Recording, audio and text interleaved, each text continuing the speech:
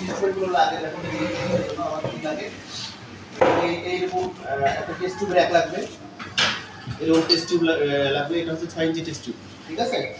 এই test tube লাগবে, test tube holder, test tube holder, এই টেস্ট টিউব হোল্ডার লাগবে। তারপরে এটা লাগবে একটা মেজারিং গ্লাস পিপেট, ঠিক আছে, এটা গ্লাস পিপেট লাগবে। এই যে আমি ওই যে ইএসআর নির্ণয়ের জন্য দেখালাম না তোমাদের, 1 ml পিপেট, এটা হচ্ছে 10 ml পিপেট, একই মেজারিং পিপেট, বিভিন্ন পরিমাপের আছে, 1 ml, 2 ml, 3 ml, 4 ml, 5 ml সব আছে। এটা হচ্ছে 10 ml, লেখা আছে 10 ml পিপেট না, এইভাবে দিছে ভাই।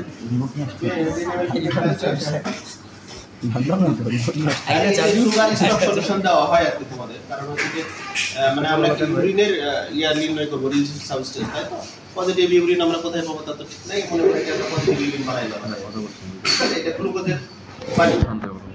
আর লাগবে কি আমাদের বেনেডিক্ট সলিউশন, কারণ এটা টেস্টই তো বেনেডিক্ট টেস্ট, ঠিক আছে, বেনেডিক্ট সলিউশন লাগবে।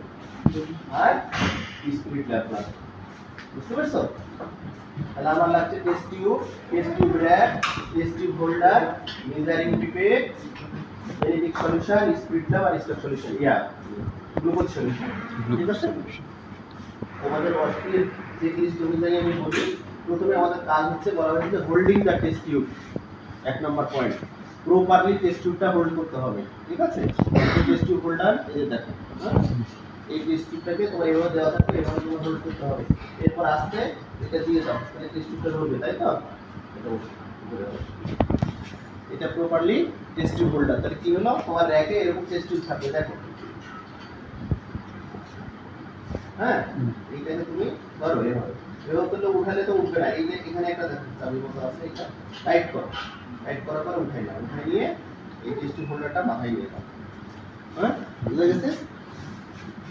এরপরে আমার সেকেন্ড স্টেপে বলা হয়েছে অ্যামাউন্ট অফ রিয়েজেন্ট, আমরা কতটুকু নিব জানো, বেনেডিক্ট টেস্টে বলেছে কিছু না।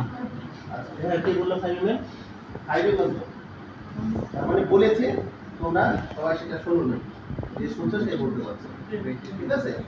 এটা হচ্ছে যে মেজারিং পিপেটে আমরা 10 ml তো, তাহলে আমরা 5 ml পর্যন্ত নিব, এই দেখো এটা উড়ালে,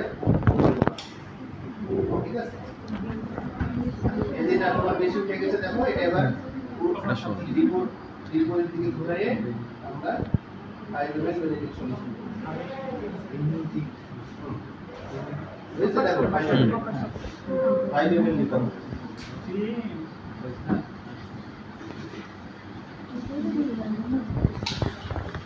ঠিক আছে, 5 ml নিয়ে নিলাম।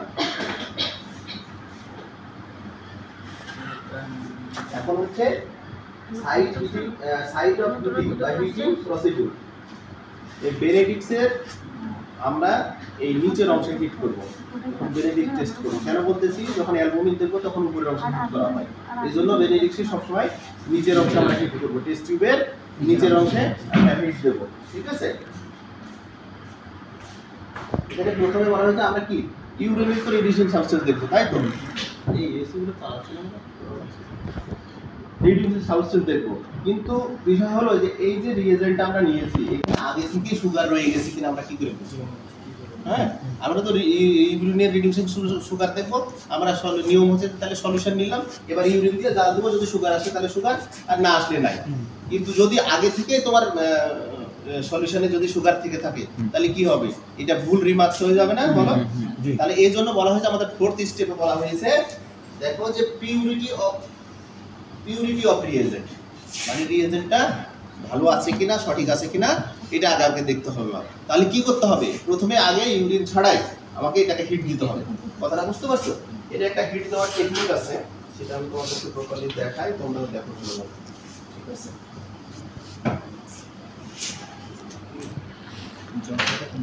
এই যে নিচের অংশে হিট দিব, এটা কিন্তু এভাবে ধরেই রাখবো না, ধরে রাখলে কি হবে, ওই তাপে একদম বের হয়ে চলে যাবে, হট করে এটা বের হয়ে চলে যাবে। এই জন্য আমরা হিট দিব যখন, তখন এভাবে হিট দিব, আস্তে আস্তে এভাবে নাড়াবো, ঠিক আছে। এখানে যখন বাবুল মতো হবে তখন একটু সরাই নেব, ঠিক আছে।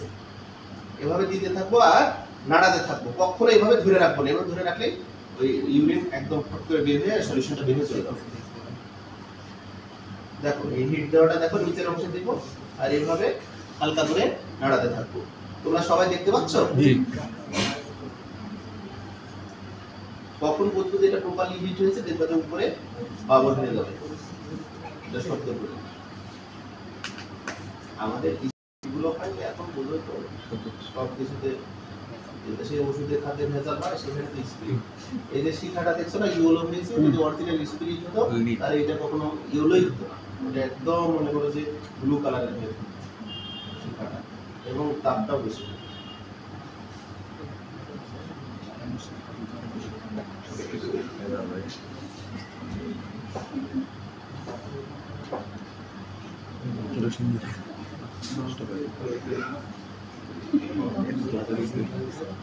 হিট হলে তোমার একটা শব্দ করবে, বুঝছো?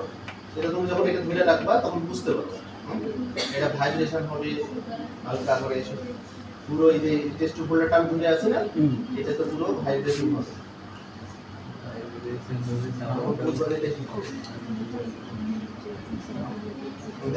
এর কি কোনো কালার চেঞ্জ হয়েছে? না, কোনো চেঞ্জ হয়েছে?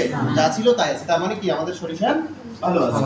এরপরে কি করব আমরা? কতটুকু অ্যাড করব বলো? গ্লুকোজ পানি বা ইউরিন বলো কতটুকু? 5 ml বলেছে যে সেই বলো কতটুকু অ্যাড করব বলো তো? হ্যাঁ এই কি রে, তাহলে এই গ্লুকোজ সলিউশন আমরা এই ড্রপ অ্যাড করব।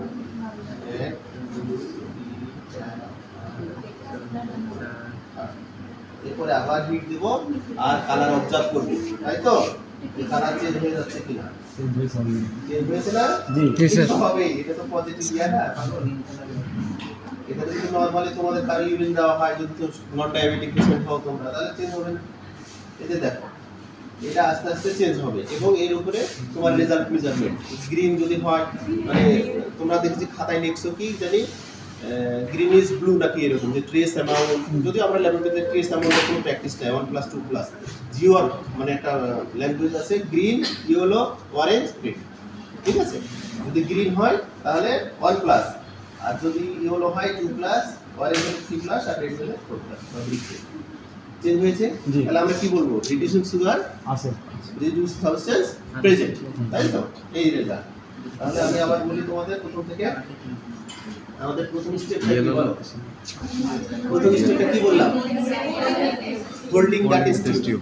টেস্ট টিউব কিভাবে হোল্ড করবা? এই যে টেস্ট টিউব রেখে এইভাবে প্রপারলি ধরে নিয়ে র্যাকটাকে আবার উঠাইয়ে মনে করে আবার মাথায় নিয়ে দিতে হবে, ঠিক আছে?